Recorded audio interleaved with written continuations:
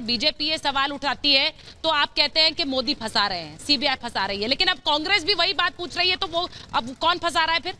सिद्धार्थ जी, कांग्रेस भी तो वही सवाल उठा रही है। देखिए, कांग्रेस के बारे में तो जितना कम बोले अच्छा है। बेचारे वो भारत यात्रा कर रहे हैं, उनको करने दीजिए, उसकी शुभकामनाएं हैं। भारत यात्रा जो कर रहे हैं उनको। यहाँ पर आपने एक शुरुआत में एक सेगमेंट पहले आपने एक ब्रेकिंग न्यूज बताई कि किसी ब्यूरोक्रेट का धारा किसी के अंतर्गत इकबालिया बयान है। यहाँ पर एक अजीब विसंगति, विरोधाभास मैं बताता हूँ, क्योंकि रिपब्लिक भारत के जो दर्शक है वो बहुत सयाने हैं। एक तरफ तो भारत सरकार, भाजपा और सारा मीडिया ये बोल रहा है कि दिल्ली का सारा जो एडमिनिस्ट्रेशन है, जो भी ऑफिसर हैं, वो सीधे सीधे एलजी के अंडर में आते हैं, दिल्ली सरकार के अंडर में नहीं आते।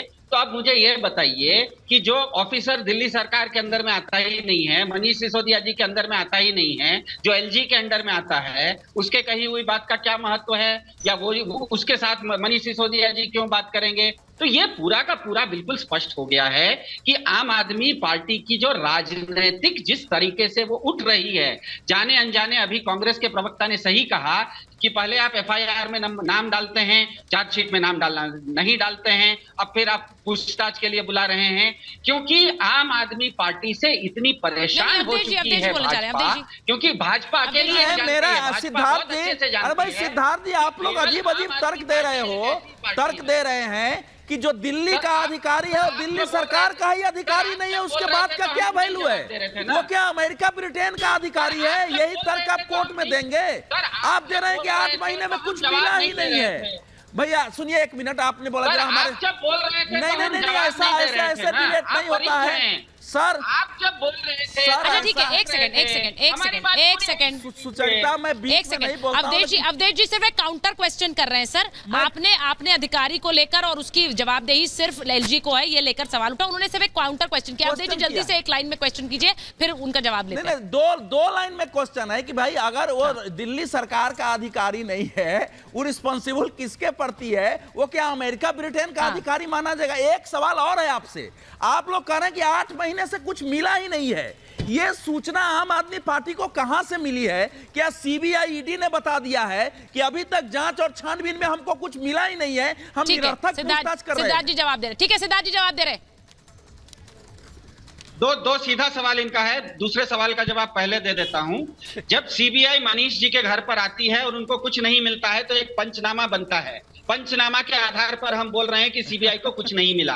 दूसरी बात आपने जो दूसरा सवाल आपने किया, दूसरा सवाल नहीं, आपका पहला सवाल था कि जो अधिकारी हैं वो किसको रिपोर्ट करते हैं। ये हम नहीं कह रहे हैं, भारत सरकार कोर्ट में कह रही है, पूरा का पूरा भाजपा कह रही है कि कोई भी अधिकारी करना पड़ेगा ना। ये बिल्कुल गलत इंफॉर्मेशन दे रहे हैं। पंचनामा में अवधेश जी बोलने दीजिए, उन्हें पूरे कंप्लीट करने दीजिए। तो करना पड़ेगा, ये गलत तथ्य रख रहे हैं आपके, ये गलत तथ्य रख रहे हैं, तो इसमें थोड़े बहुत टोक टाक तो होगी ना। काम कीजिए ना। अरे भाई सुनिए, पंचनामा में कहीं नहीं लिखा जाता है कि हमको छानबीन में कुछ नहीं मिला है। पंचनामा में जो सामान होता है उसकी लिस्ट बनती है, यह लिखा जाता है कि यहाँ से हम कोई सामान जब्त करके नहीं ले जा रहे हैं। अतिथि के रूप में बुला क्यों रहे हैं? अच्छा ठीक है, आप नहीं, मेरा सिर्फ अनुरोध आप सबसे ये है कि आप अगर अवधेश जी इंटरजेक्ट भी करेंगे तो आप थोड़ा रुक कर सकते हैं सर। ऐसे बात नहीं जा पाती। अगर वो गलत तथ्य रख रहे हैं तो आप बता दीजिए जनता को गलत तथ्य, लेकिन थोड़ा इंतजार करिए सर, बोलने तो दीजिए उन्हें। और मैं बाहर हूं सर, ऐसे दिक्कत होती है।